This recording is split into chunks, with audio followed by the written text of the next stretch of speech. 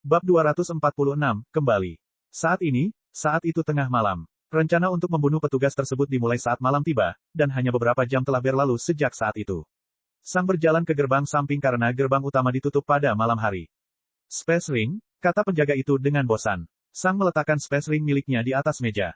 Setelah itu, penjaga itu mengeluarkan sebuah kristal dan memindahkannya ke seluruh tubuh Sang. Kristal ini adalah versi lebih kecil dari kristal besar di atas gerbang. Kristal besar memiliki kemampuan untuk menembus pertahanan cincin luar angkasa dan memindai bagian dalamnya, namun kristal yang lebih kecil tidak. Namun, ia dapat melihat apakah seseorang memakai Space Ring atau tidak. Kristal ini pada dasarnya ada untuk menghentikan orang menyelundupkan barang ilegal ke kota. Kristal itu tidak menunjukkan tanda bahaya apapun, dan penjaga menyimpannya. Kemudian, penjaga itu melihat melalui Space Ring. Hanya ada beberapa hal acak di sana. Tidak ada yang spesial. Penjaga itu menyerahkannya kembali kepada Sang dan membukakan gerbang samping untuknya. Sang mengangguk dan memasuki kota. Sama seperti pertama kali Sang tiba di surga prajurit, suasananya sangat sunyi. Sang segera pergi ke alun-alun dan kemudian ke akademi. Di depan gerbang akademi, Sang melihat seorang pria parubaya yang sedang tidur. Bukankah itu gambar yang familiar? Sang berpikir sambil menatap Guru Loran. Sang mengabaikan Guru Loran dan pergi ke gerbang. Tunggu sebentar, kata Guru Loran sambil tiba-tiba membuka matanya. Sang tidak memandangnya. Aku tidak mengenalmu, kata Guru Loran. Siapa kamu? Sang memperdalam suaranya. Identitasku bukan urusanmu. Saat ini, pada dasarnya segala sesuatu tentang Sang adalah sebuah rahasia, bahkan di akademi. Terakhir kali seseorang melihat Sang adalah sekitar setahun yang lalu, pada hari kekacauan. Setelah itu, Sang menghilang sepenuhnya. Sang telah berada di bawah tanah selama sebulan untuk mempersiapkan persidangan. Kemudian, 8 bulan lagi telah berlalu sebagai persiapan untuk pekerjaan baru Sang. Terakhir, lebih dari 2 bulan telah berlalu ketika Sang menjalankan misi. Singkatnya, sudah hampir setahun sejak tidak ada orang yang melihatnya, dan dia telah banyak berubah selama tahun itu. Tidak mengherankan jika Guru Loran tidak mengenalinya. Ketika Guru Loran mendengar kata-kata Sang, dia mendengus. Bukan urusanku. Dia bertanya, saya penjaganya. Saya bertanggung jawab hanya mengizinkan orang yang diizinkan masuk. Kamu akan memberitahuku siapa dirimu. Saat itu, mata Guru Loran menyipit. Siapa? Sang merasakan tekanan luar biasa muncul di sekelilingnya. Saat ini, Sang merasa seperti berada di depan monster panggung komandan yang sangat kuat. Tekanan yang diberikan Guru Loran bahkan lebih tinggi daripada tekanan yang diberikan atasannya. Guru Loran jelas lebih kuat daripada atasan pengkhianat itu. Dia benar-benar kuat, pikir Sang. Jika dia ingin melakukan sesuatu padaku, aku bahkan tidak punya kemampuan sedikit pun untuk menolaknya.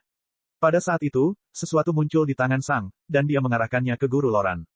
Itu adalah lambang Duke. Guru Loran menyipitkan matanya saat melihat lambang itu, dan tekanannya berkurang.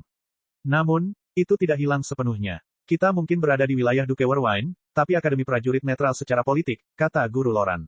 Aku bisa mengizinkanmu masuk, tapi aku masih perlu mengawasimu kalau kamu melakukan sesuatu yang kami tidak ingin kamu lakukan dan melarikan diri. Hal ini menempatkan Sang dalam situasi yang menyusahkan. Tidak ada yang diizinkan melihat identitasnya, tetapi dia juga harus masuk akademi.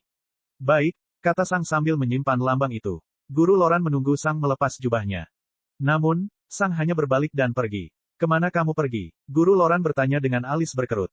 Saya akan kembali pada siang hari. Anda tidak akan mengizinkan saya masuk, tetapi Soran akan melakukannya, kata Sang. Sang jarang bertemu dengan saudara muridnya, Soran, dalam beberapa bulan terakhir, tetapi sebagai murid dekan, dia masih mendapat hak istimewa untuk menyebut Soran hanya dengan nama depannya. Soran dan Sang tidak akur, itulah sebabnya mereka sering menghindari satu sama lain. Namun, Soran dan Sang masih tahu bahwa setidaknya mereka harus bekerja sama. Guru Loran memandang Sang yang pergi dengan ekspresi pahit. Ini mencurigakan. Namun, dia juga tidak bisa menghentikannya untuk pergi. Lagi pula, dia belum mencoba masuk akademi secara paksa. Kamu kembali. Keduanya tiba-tiba berhenti ketika orang ketiga muncul di depan Sang. Itu adalah dekan. Ya, aku kembali, kata Sang. Dekan mengangguk. Ayo masuk ke dalam. Kota ini bisa mempertahankan diri selama 1 malam tanpa aku.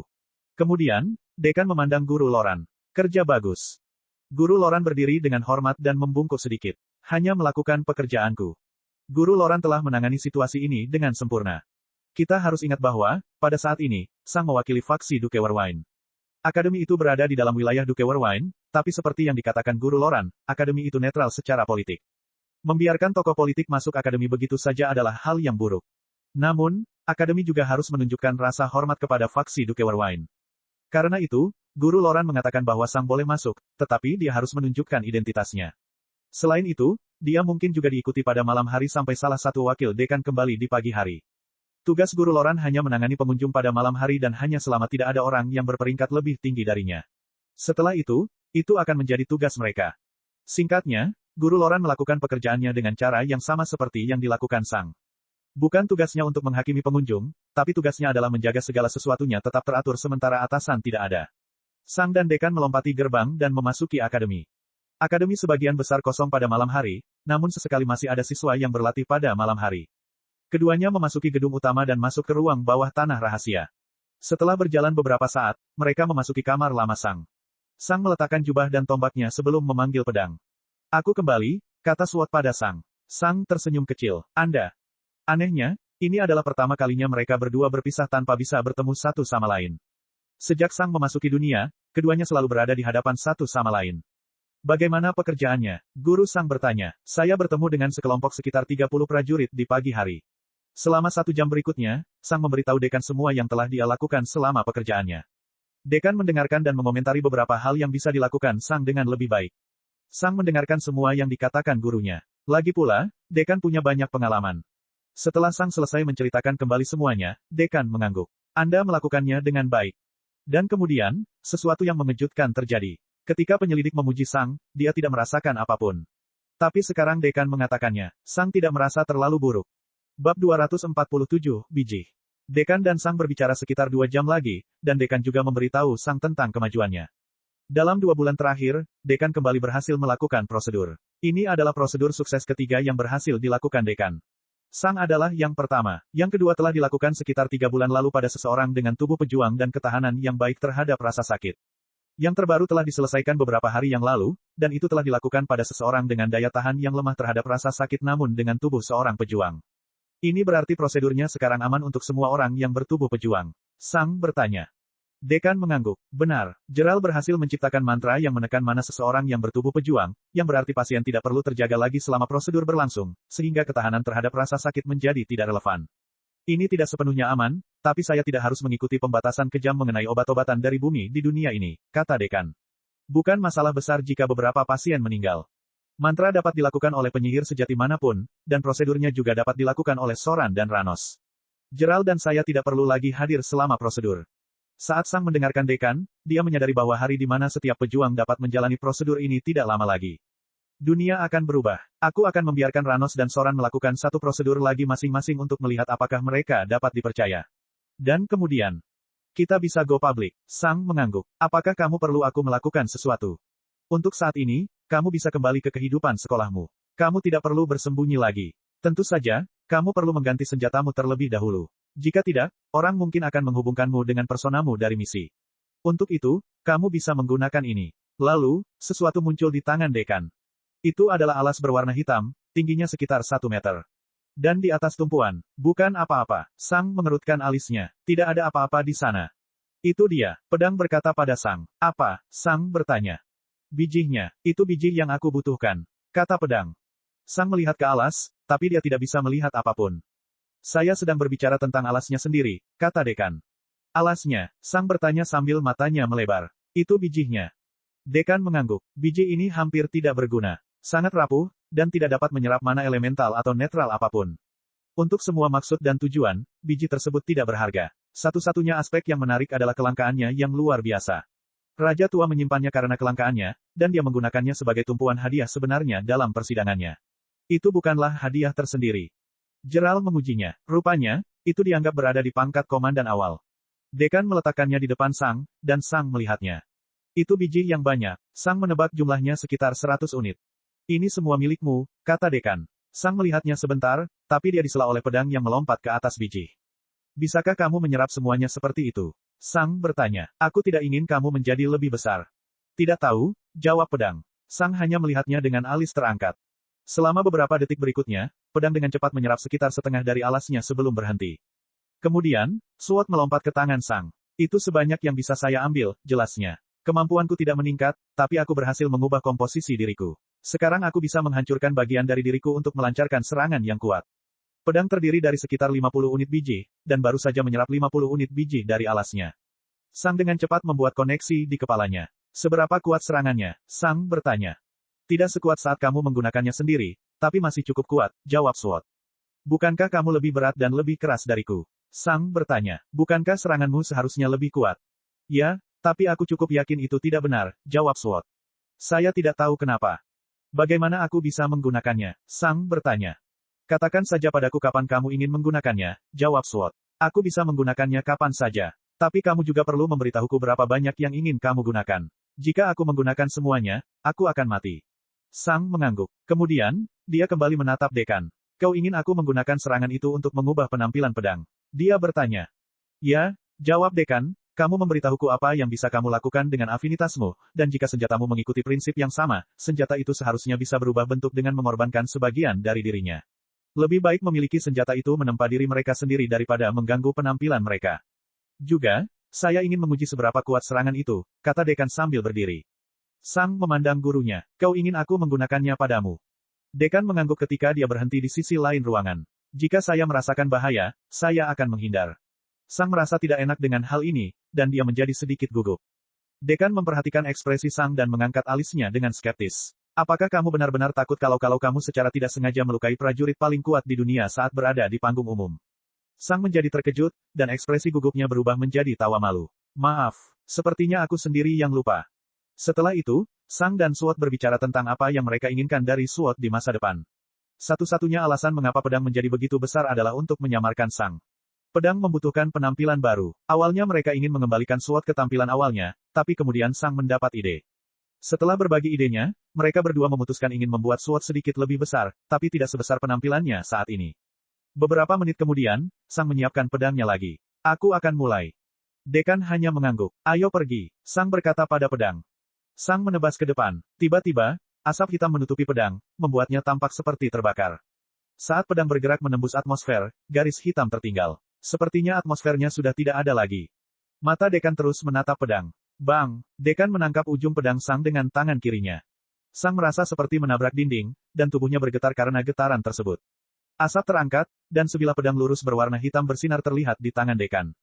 Penampilan pedang telah berubah. Pedang memiliki bentuk yang mirip dengan aslinya, namun ada beberapa perbedaan. Bentuk aslinya tipis dan lurus, hampir seperti paku. Yang baru sedikit lebih panjang tetapi beberapa kali lebih tebal dan lebar. Namun, itu tidak sebesar bentuk sebelumnya ketika Sang berperan sebagai Zero. Versi aslinya terdiri dari 7 unit biji. Versi 0 terdiri dari sekitar 60 unit biji. Dan versi terbaru terdiri dari sekitar 30 unit biji. Ukurannya sekitar 4 kali lebih besar dari versi aslinya, terutama karena peningkatan lebarnya. Sekarang, pedang itu panjangnya sekitar 1,5 meter dan lebar 15 cm. Sang memandang Sword dan mengangguk sebagai penghargaan. Inilah yang ada dalam pikirannya. Pedangnya kini menjadi versi lebih kecil dari pedang Astor. Kemudian, Sang memandang dekan. Seberapa kuat serangannya? Bab 248, Sang baru. Serangan itu memiliki kekuatan mantra dari ahli puncak, kata dekan. Sang mengangguk. Itu adalah apa yang dia harapkan. Mengorbankan sedikit biji panggung umum untuk melancarkan serangan di panggung komandan terlalu bagus untuk menjadi kenyataan. Ya, itu pastinya tidak sekuat ketika Sang menggunakan entropi sendiri, tetapi biayanya jauh lebih terjangkau. Menggunakan entropi sendiri akan melumpuhkan Sang secara permanen, sementara serangan ini hanya membutuhkan sedikit biji. Selain itu, seorang ahli puncak dapat melepaskan kekuatan yang mengerikan, cukup untuk melukai monster panggung umum puncak. Semua ini kedengarannya bagus, tapi ada satu masalah. Serangannya tidak menjadi lebih cepat, kata Sang sambil menggaruk dagunya. Dekan mengangguk. Kamu harus memukul lawanmu dengan itu. Kecepatan adalah masalah besar. Secara teoritis, Sang dapat melukai monster tahap umum puncak secara serius, yang berada 3 tingkat di atasnya, namun dalam praktiknya, Sang tidak akan mampu melukai monster tahap umum puncak sama sekali. Binatang buas memiliki naluri yang menakutkan, dan mereka akan merasakan bahaya yang datang dari serangan Sang. Dengan kecepatannya yang luar biasa, mereka dapat dengan mudah menghindari serangan hanya dengan melompat mundur. Namun, serangan itu masih memberiku kesempatan untuk menang melawan monster tahap umum akhir, pikir Sang. Jika saya memiliki kemampuan itu selama persidangan, saya bisa saja membunuh landak itu. Itu tidak secepat dan fokus pada pertahanan. Aku seharusnya bisa memukulnya. Pada saat itu, Sang teringat sesuatu yang lain. Bukankah dia pernah memikirkan hal itu sebelumnya? Tunggu, bisakah dia? Pada saat itu, Sang mengerutkan alisnya, dan setelah beberapa saat, dia menyeringai. Seharusnya berhasil. Sepertinya kekuatanku meningkat lagi. Pada saat itu, sesuatu muncul di tangan dekan, dan Sang melihatnya. Itu adalah pil kecil berwarna hijau. Ini akan menghilangkan efek penyamaranmu, kata dekan.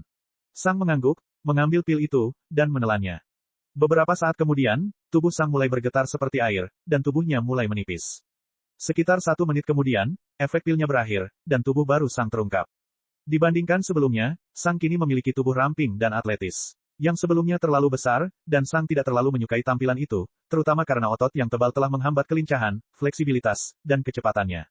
Dan dengan itu, Sang telah sepenuhnya beralih dari nol. Sang telah sepenuhnya kembali ke dirinya sendiri. Sang tingginya sekitar 185 cm, atletis, dan rambut hitam pendek. Matanya hitam, dan dia dicukur bersih.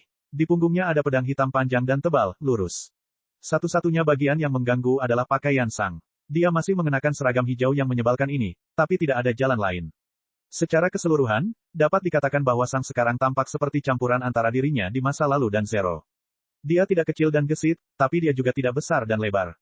Dia berada di tengah-tengah dengan sempurna. Kebaikan dari kedua dunia. Dekan memandang Sang dan mengangguk. Itu sudah cukup. Kamu masih mirip dengan dirimu yang dulu, tapi tidak ada yang akan menghubungkanmu dengan Zero. Sebuah buku kecil muncul di tangan Dekan, dan dia memberikannya kepada Sang. Sang melihatnya dan memperhatikan bahwa itu adalah daftar guru. Di samping setiap nama ada kerangka waktu. Ini untuk mahasiswa tahap umum kita, jelas Dekan.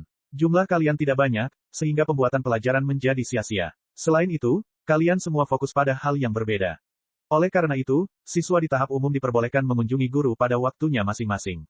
Kebanyakan dari mereka hanya punya waktu 1 jam per hari, tapi itu seharusnya lebih dari 1 pelajaran ketika Anda bisa menanyakan pertanyaan apapun yang Anda inginkan. Sang memperhatikan ada beberapa tumpang tindih, tapi itu tidak terlalu menjadi masalah. Pada saat itu, Sang juga ingat bahwa dia pernah melihat beberapa guru duduk di beberapa bangku pada siang hari dan beberapa siswa yang lebih tua menanyakan sesuatu kepada mereka. Sang mengira para guru hanya sekedar istirahat, namun ternyata tidak. Berapa lama waktu yang kumiliki, kira-kira? Sang bertanya. Sekitar sebulan, jawab Dekan. Kita seharusnya sudah menyelesaikan 2 prosedur lagi saat itu. Setelah itu, aku membutuhkanmu mungkin sekitar seminggu atau lebih. Sang mengangguk. Tidak masalah. Jadi, sampai saat itu tiba, aku bisa melakukan apapun yang aku mau. Dekan juga mengangguk. Cobalah merahasiakan prosedurnya sampai saat itu tiba. Akan lebih baik jika kamu menghindari berkelahi atau berburu dengan siswa lain selama waktu itu, dan jika perlu, cobalah bersikap seolah tubuhmu lebih lemah dari yang sebenarnya. Gerald bilang dia masih ingin menunggumu menjadi lebih familiar dengan mana dan afinitasmu sebelum dia mengirimimu rangkaian mantra berikutnya. Kamu mungkin sudah selesai menguji semua mantra awal, tapi masih banyak lagi yang dia inginkan, untuk mengetahuinya. Tentu saja, kamu harus menjadi lebih kuat terlebih dahulu. Kami masih belum tahu apa afinitasmu, dan Gerald sangat ingin mengetahuinya.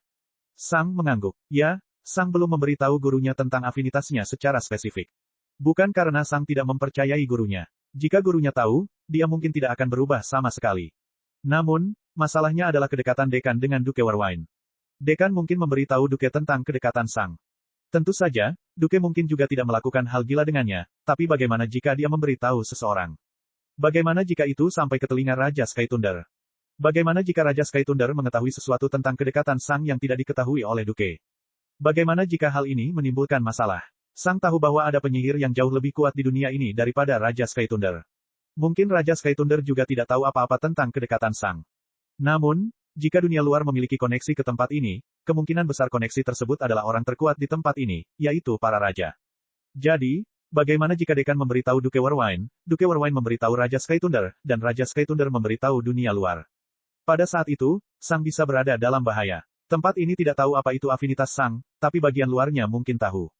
Pikiran Sang kembali ke saat dia menyadari bahwa afinitasnya adalah entropi. Jelas sekali, kekejian memiliki afinitas yang sama dengan Sang. Sang tidak tahu dari mana kekejian ini berasal, tapi bagaimana jika orang yang lebih berkuasa mengetahuinya? Bagaimana jika kekejian dianggap sebagai musuh bebuyutan mereka? Lagi pula, tidak ada dunia yang ingin diubah menjadi kumpulan energi. Karena semua alasan ini, Sang belum memberitahu siapapun tentang afinitas spesifiknya. Dia bahkan sedikit mengubah deskripsi kemampuannya. Alih-alih mengatakan bahwa afinitasnya mengubah materi menjadi energi, Sang mengatakan bahwa afinitasnya menghasilkan seberkas api hitam yang tidak membahayakan dirinya. Dengan begitu, Dekan akan percaya bahwa ini ada hubungannya dengan antimateri, bukan entropi, dan semua orang akan bingung. Lagi pula, para penyihir mungkin tidak tahu tentang antimateri. Tidak masalah, jawab Sang. Katakan saja padaku jika menurutnya aku cukup kuat. Setelah itu, Dekan dan Sang berbicara lebih banyak lagi tentang apa yang akan dilakukan Sang bulan depan, dan beberapa menit kemudian, Dekan pergi. Sang melihat sekeliling ruang bawah tanah. Seharusnya sekarang sudah pagi, katanya. Mau bertemu dengan siswa lain lagi setelah 1 tahun, Sword. Sang bertanya. Saya tidak ada hubungannya dengan mereka. Kesunyian. Baiklah, kata Sang. Dan kemudian, Sang meninggalkan ruangan. Setelah hampir setahun penuh, Sang hendak kembali ke akademi. Bab 249, teman. Sang melangkah melewati pintu terbuka gedung utama dan memasuki halaman akademi. Beberapa pelajaran sudah dimulai, tapi belum semuanya. Beberapa siswa sedang berlatih, namun kebanyakan dari mereka berjalan-jalan dari satu tempat ke tempat lain. Tidak ada yang memperhatikan Sang. Dia hanyalah salah satu siswa di antara banyak siswa. Untuk sementara, Sang hanya memandangi para siswa ketika kenangan lama muncul kembali. Dia masih ingat hari pertama dia berada di sini. Dia adalah salah satu siswa terlemah, dan dia tidak tahu apa yang harus dia lakukan. Saat itu, Sang merasakan seseorang berjalan ke bahunya. Sang melihat ke bawah dan memperhatikan bahwa seorang anak laki-laki berusia 14 tahun mencoba melewatinya dan masuk ke gedung utama. Beraninya kamu menghalangi jalanku, teriak anak muda itu dengan marah. Apakah kamu tahu siapa aku? Aku pewaris keluarga Sandamer, sebaiknya kamu minta maaf. Sang hanya memandang anak laki-laki itu dengan sedikit geli. Kamu baru di sini, kan? Dia bertanya. Itu bukan urusanmu, teriak anak muda itu. Sebaiknya kau minta maaf karena menghalangi jalanku, Nicholas Sandamer. Beberapa siswa menoleh ketika mereka mendengar anak laki-laki itu berteriak dan menyeringai. Siswa yang lebih muda dapat melihat bahwa Sang sudah dewasa berdasarkan penampilannya, yang berarti dia mungkin sangat kuat, dan siswa yang lebih tua dapat merasakan kekuatan Sang. Para siswa yang lebih tua mencibir. Seorang mahasiswa baru mencoba berkelahi dengan siswa tahap umum. Saat ini, Sang tidak merasa marah atau semacamnya. Sebaliknya, dia bernostalgia. Hal yang sama terjadi pada Sang ketika dia memasuki halaman untuk pertama kalinya. Seorang siswa yang lebih tua menerobos masuk ke dia di tempat yang sama. Saat itu, Sang membiarkan muridnya lewat. Namun kini, Sang memutuskan untuk bertindak berbeda. Jika dia membiarkan anak muda itu lewat, sikapnya hanya akan membawa dia ke dalam masalah yang lebih besar di masa depan karena kepatuhan Sang akan membuktikannya. Itu tidak baik bagi siswa tersebut. Di akademi ini, status tidak relevan, kata Sang. Kami bahkan memiliki pewaris Duke Warwine di akademi ini, dan dia juga harus mengikuti peraturan. Anak muda itu hanya mendengus. Jelas sekali, dia tidak mempercayai Sang. Mari kutunjukkan. Sang meletakkan tangan kanannya di dada anak laki-laki itu dan mendorong. Siapa? Anak laki-laki itu terlempar sejauh 10 meter ke kejauhan. Dia jatuh ke tanah, dan tubuhnya berguling beberapa meter lagi, seragamnya menjadi semakin kotor. Para siswa tertawa terbahak-bahak saat melihat pemandangan tersebut. Anak laki-laki itu terkejut dan segera berdiri, kemarahan terlihat di wajahnya. Beraninya kamu, dia berteriak, teman-teman, tangkap orang ini karena menyerang pewaris keluarga Sandamer. Para siswa tertawa terbahak-bahak ketika mendengar perintah tersebut, dan bahkan Sang pun ikut tertawa. Banyak siswa baru yang mempelajari pelajaran ini ketika mereka bergabung dengan akademi. Status tidak penting di sini, hanya kekuatan yang penting. Menurut aturan, jika dia mau, Sang bisa melukai muridnya dengan parah. Namun, Sang merasa kasihan pada pria itu. Dia pada dasarnya mempermalukan dirinya sendiri di depan umum. Anak laki-laki itu menjadi semakin marah ketika orang-orang di sekitarnya menertawakannya. Tunggu saja, aku akan memberitahu ayahku, dan nanti kamu akan menyesali perbuatanmu hari ini. Teriak anak muda itu sebelum melarikan diri. Dia tidak tahan lagi menerima penghinaan. Hal ini membuat para siswa kembali tertawa. Pejuang atau penyihir kuat mana yang benar-benar mengincar murid akademi hanya karena hal sepele seperti ini? Itu sungguh konyol. Kemungkinan besar, anak laki-laki itu akan didisiplinkan dengan ketat karena bertindak seperti ini di akademi prajurit. Tak satu pun dari prajurit dan penyihir kuat yang bodoh, dan mereka semua harus melalui pertempuran dan pelatihan bertahun-tahun untuk mencapai posisi mereka saat ini. Orang-orang ini tahu apa yang penting untuk menjadi berkuasa. Sang menoleh ke samping ketika dia mendengar namanya. Di sana, dia melihat seorang pria yang tingginya hampir 2 meter. Rambutnya pendek dan biru, dan dia mengenakan seragam hijau yang diperuntukkan bagi siswa tahap umum kelas Caterpillar. Di punggungnya ada pedang yang sangat besar, dan Sang tahu bahwa pedang itu terbuat dari bahan tahap umum akhir. Astor, kata Sang sambil tersenyum. Astor tersenyum lebar. Jadi, itu benar-benar kamu. Astor berteriak sambil tertawa dan mendekati Sang. Kemudian, Astor menarik Sang ke dalam pelukan erat, yang terasa sangat canggung bagi Sang. Dia tidak terbiasa memeluk orang lain, dan dia merasa tidak nyaman. Astaga, badanmu berat, teriak Astor sambil menepuk bahu Sang beberapa kali sambil tertawa keras. Apakah kamu sudah berada di tahap menengah umum? Tidak, aku berada di tahap umum awal, kata Sang, berusaha untuk tidak terlihat gugup. Astor telah menduga bahwa Sang berada di tahap umum menengah berdasarkan berat tubuhnya, dan hal ini bukanlah hal yang mudah untuk dicapai. Saya harus berhati-hati, saya harus menghindari memberikan kesempatan kepada orang lain untuk merasakan beban tubuh saya. Astor memandang Sang dengan sedikit kebingungan. Tubuh Sang terlalu berat untuk seorang prajurit tahap umum awal. Tapi kemudian, Astor menyadari pedang besar di punggung Sang, dan kesadaran muncul. Pedang adalah alasan mengapa Sang begitu berat. Oh wah, aku hampir mati karena syok tadi, ucap Astor sambil tertawa terbahak-bahak. Saya khawatir tidak ada cara lagi bagi saya untuk menutup kesenjangan di antara kita. Tapi, Hei, tahap umum awal juga sangat mengesankan. Bagaimana kamu melakukannya? Tanya Astor. Sang melihat sekeliling, memperhatikan mata yang mengawasi. Ayo pergi ke tempat lain. Aku tidak ingin membicarakan hal ini di depan umum. Tentu saja, kata Astor. Astor memimpin Sang ke pintu masuk akademi. Mengapa kamu ingin meninggalkan akademi? Sang bertanya. Aku datang ke sini hanya untuk menanyakan sesuatu pada Guru Niria, tapi tunggu saja sekarang aku bertemu denganmu lagi. Bertemu denganmu jauh lebih penting. Astor berkata sambil nyengir lebar. Sang hanya memandang Astor ketika mereka berdua meninggalkan akademi. Aneh, pikir Sang. Jika ini terjadi di masa lalu, aku tidak ingin pergi bersamanya. Saya merasa seperti membuang-buang waktu untuk bersosialisasi. Inilah waktu yang dapat digunakan untuk meningkatkan kekuatanku. Aku belum terlalu tertarik untuk berteman, dan aku juga tidak punya waktu. Sang memandangi wajah Astor yang tersenyum cerah sambil terus berbicara. Saya pikir dia memandang saya sebagai teman. Tapi kenapa, kami tidak banyak bicara, dan kami hanya bertengkar satu sama lain. Dia tidak begitu tahu banyak tentangku, dan aku juga tidak tahu banyak tentang dia. Apakah mungkin berteman dengan orang seperti itu? Sang terus menatap Astor saat dia membawa Sang ke sebuah pub. Apakah aku sebenarnya punya teman di dunia ini? Pikir Sang. Saya rasa saya tidak berteman dengan Mateo. Ya, kami banyak ngobrol, tapi dia merasa jauh.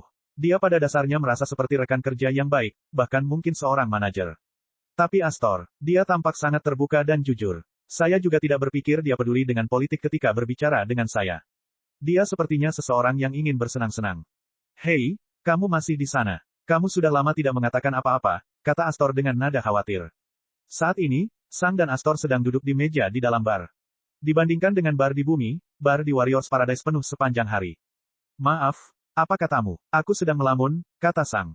Aku bertanya apa yang kamu alami. Kamu pada dasarnya menghilang selama setahun penuh. Butuh waktu cukup lama untuk menceritakannya kembali, pikir Sang. Saya bisa menggunakan waktu itu untuk berburu binatang buas atau melatih afinitas saya. Apakah itu layak? Sang memandang Astor. Apakah teman itu perlu? Pada saat itu, dua kenangan muncul di kepala Sang. Yang pertama adalah ketika Guru Mervin berbicara dengan Sang pada hari kekacauan terakhir yang diikuti Sang. Guru Mervin telah berbicara banyak tentang teman dan emosi. Ingatan kedua adalah persidangan dan keputusan Sang menjelang akhir. Sang telah memutuskan untuk menerima hadiah yang lebih kecil karena dia tidak yakin pola pikir apa yang harus dia ambil di masa depan. Dewa akan menjawab pertanyaannya ketika Sang mencapai panggung komandan. Minuman Sang dan Astor tiba pada saat itu, dan Sang melihat minuman di depannya. Beberapa kenangan jauh dari bumi juga muncul di kepala Sang. Dia menikmati pergi berpesta saat itu. Di masa lalu, aku mencoba untuk fokus sepenuhnya untuk menjadi egois dan dingin karena aku pikir itu adalah suatu keharusan untuk bertahan hidup di dunia ini. Namun, dunia ternyata tidak sedingin yang saya bayangkan. Tentu, masih ada beberapa orang yang menjijikkan di luar sana, tapi ada juga banyak orang baik. Dulu, saya yakin pola pikir mana yang harus saya ambil. Saya selalu berpikir bahwa saya harus bergantung sepenuhnya pada diri saya sendiri. Tetapi, sebenarnya, saya mengandalkan para guru di akademi, dekan, dan bahkan Duke Warwine. Tanpa bantuan mereka, saya tidak akan sekuat saya saat ini. Pasti ada gunanya menjalin hubungan dengan orang lain. Astor masih memandang Sang dengan prihatin. Sang memandang Astor. Yah, karena aku tidak yakin pola pikir apa yang harus aku ambil, aku harus mencoba memahami sisi lain dari mata uang tersebut. Memiliki teman seharusnya tidak ada salahnya. Tentu, kata Sang, biarkan aku memberitahumu di mana saja aku berada. Bab 250, Jalan menuju panggung komandan. Sang dan Astor berbicara selama beberapa jam di dalam bar. Sang dengan samar-samar memberitahu Astor tentang apa yang telah dia lakukan, berhati-hati untuk tidak mengungkap rahasia-rahasia apapun. Dalam cerita Sang, semua lawannya juga berada pada level yang lebih lemah dari yang sebenarnya untuk menyembunyikan kekuatan prosedur. Kamu menang melawan prajurit Mid General Stage. Astor bertanya dengan heran. Sang mengangguk sambil meminum seteguk bir lagi. Dia baru saja memberitahu Astor tentang pertengkarannya dengan petugas itu. Apakah itu sangat mengejutkan? Sang bertanya. Dia, kata Astor, prajurit panggung menengah umum dapat melepaskan afinitas mereka di dekat tubuh mereka sendiri. Itu membuat mendekati mereka menjadi sangat berbahaya.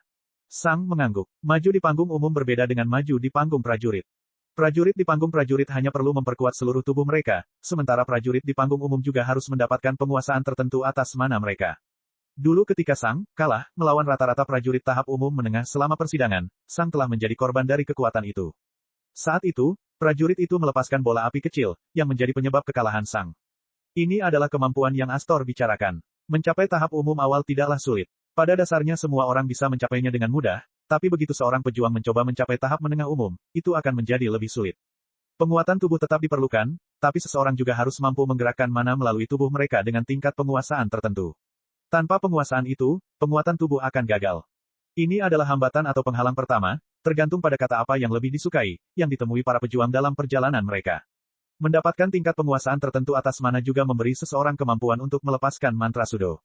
Mantra sudo disebut demikian karena tidak memerlukan mantra apapun. Tentu saja, sebagai imbalannya, mantra itu juga jauh lebih lemah daripada mantra sebenarnya. Contohnya, ketika Sang terkena mantra sudo dari prajurit tahap jenderal menengah itu selama persidangan, Sang tidak benar-benar terluka, meskipun tubuh prajurit itu pada dasarnya berada satu level di atas Sang. Tentu saja, jika tubuh Sang benar-benar terkena pukulan, sebagian besar dadanya akan terbakar, tapi dia tidak akan mati karenanya. Untuk mencapai tahap umum akhir dan puncak, seseorang hanya perlu meningkatkan penguasaan mana dan kemudian memperkuat tubuh mereka dengan cara kuno. Seseorang tidak akan mendapatkan kemampuan baru, tetapi semua kemampuan sebelumnya yang dimilikinya akan menjadi sedikit lebih kuat dan menggunakan lebih sedikit mana. Untuk mencapai panggung komandan, seorang pejuang perlu membuat domainnya sendiri. Domain adalah area di sekitar prajurit yang dipenuhi dengan kemauan dan mana mereka sendiri. Ini pada dasarnya memungkinkan seorang prajurit untuk memanipulasi mana di sekitar mereka dengan menghabiskan sedikit mana untuk mengendalikannya. Hal ini pada dasarnya memungkinkan seorang prajurit untuk meningkatkan kekuatan serangan mereka 2 kali lipat, membuat mana yang digunakan secara efektif 2 kali lebih efisien. Tentu saja, sangat sulit bagi seorang pejuang untuk mencapai penguasaan mana mereka sendiri, dan itu membutuhkan pelatihan bertahun-tahun. Kebanyakan prajurit panggung komandan hanya mencapai level itu ketika mereka berusia 40 tahun atau lebih. Tentu saja, ada juga beberapa orang jenius yang berhasil mencapai level itu di usia 30-an, tapi mereka sungguh langka. Tapi itu hanya berlaku untuk seluruh dunia secara keseluruhan. Seseorang harus mengingat di mana Sang saat ini berada. Sang berada di akademi pejuang terkuat di seluruh dunia. Seperti namanya, Warriors Paradise adalah surga bagi para pejuang, dan ada banyak sekali pejuang berbakat di sini. Sekitar 50% dari seluruh prajurit yang tinggal di surga prajurit berhasil mencapai tahap komandan di usia akhir 30-an. Sekarang, pertanyaan yang jelas adalah, berapa tingkat penguasaan Sang? Ketika Sang telah mencapai tahap umum, dia hanya memiliki tingkat penguasaan yang diperlukan untuk mencapai tahap umum awal. Namun, terjadi sesuatu yang meningkatkan tingkat penguasaannya ke tingkat yang sama sekali berbeda. Hadiah dari cobaan. Untuk menciptakan serangan jarak jauh dari hadiahnya, seorang prajurit harus memiliki penguasaan atas mana mereka yang akan memungkinkan mereka menjadi prajurit tahap menengah umum. Namun, itu hanya akan memungkinkan mereka melancarkan serangan yang lemah. Hadiah tersebut secara otomatis memungkinkan Sang untuk mempelajarinya sepenuhnya, yang berarti Sang dapat menunjukkan kekuatan penuh dari hadiah tersebut. Untuk melakukan itu, seseorang harus menguasai mana miliknya sendiri untuk menjadi prajurit panggung umum puncak. Dan karena Sang mempelajari semua itu secara otomatis. Secara teoritis, Sang bisa menjadi pejuang panggung umum puncak saat ini selama dia mengonsumsi sumber daya yang cukup dan banyak berlatih. Tentu saja, baik Dekan, Duke Warwine, maupun Sang tidak ingin melakukan itu. Orang yang tidak berpengalaman akan menganggap ini bodoh. Mengapa Anda ingin menjadi lebih lemah? Alasannya adalah pengalaman. Saat ini, selama seseorang mengabaikan efek dari prosedur tersebut, Sang bisa menang melawan prajurit rata-rata satu tingkat di atasnya. Tapi bagaimana nanti? Tanpa prosedur tersebut, jika Sang menjadi pejuang panggung umum puncak pada saat ini, dia mungkin akan turun menjadi sedikit di atas rata-rata. Prajurit berbakat di levelnya, mengabaikan prosedur, pasti akan menang melawan Sang. Singkatnya, Sang membutuhkan lebih banyak waktu untuk mendapatkan pengalaman. Tubuhnya baru berusia sekitar 18 tahun saat ini, tidak ada apa-apanya dibandingkan dengan para pejuang di tahap umum akhir atau puncak. Mereka semua berusia akhir 20-an atau 30-an. Mereka memiliki pengalaman bertempur lebih dari 1 dekade dibandingkan Sang. Menaikkan level selalu berarti meningkatkan kekuatan seseorang secara keseluruhan, namun menurunkan kekuatan relatif seseorang, yang juga disebut kekuatan pertempuran. Realm dan stage adalah kuantitas. Kekuatan pertempuran adalah kualitas. Ada banyak prajurit panggung umum yang tidak memiliki kekuatan pertempuran yang hebat. Namun, hanya ada beberapa prajurit panggung komandan yang tidak memiliki kekuatan pertempuran yang hebat. Dan tidak ada prajurit tahap jalan sejati yang tidak memiliki kekuatan pertempuran yang hebat, meskipun jumlahnya ribuan, bukan hanya satu. Semakin banyak kuantitas yang ingin dicapai, semakin tinggi pula kualitasnya. Jika tujuan Sang hanya untuk mencapai panggung komandan, dia akan maju sekarang. Tapi itu bukan tujuannya, dia ingin melangkah lebih jauh. Dan untuk itu, dia harus selalu menjadi yang teratas. Dia harus menjadi yang paling kuat di levelnya saat ini. Astor dan Sang terus berbicara selama beberapa jam. Sayangnya, tidak banyak hal menarik yang terjadi pada Astor selama setahun terakhir. Hanya ada beberapa pertarungan dengan binatang buas dan beberapa misi di luar. Hei, kamu mau menemani timku saat kita berburu di Wastelen besok? Astor bertanya setelah beberapa saat. Menemani timmu? Sang bertanya dengan alis terangkat. Astor mengangguk. Kami berencana untuk mendapatkan prajurit tahap umum awal untuk menemani kami. Mengapa? Sang bertanya. Kami ingin memasuki gua di gurun. Sang memandang Astor dengan sedikit terkejut. Ini tidak seperti yang kamu pikirkan. Kata Astor cepat. Kami tidak akan pergi jauh. Kami hanya berencana untuk tetap berada di dekat permukaan. Kami telah mendengar bahwa ada banyak monster tahap umum awal di dalam gua. Tahukah Anda betapa sulitnya menemukan monster tahap umum awal di permukaan? Ada begitu banyak tim di tahap umum awal yang memburu mereka. Kadang-kadang, kita bahkan tidak bisa mendapatkannya, dan ketika kita mendapatkannya, hampir selalu itu adalah burung sampah.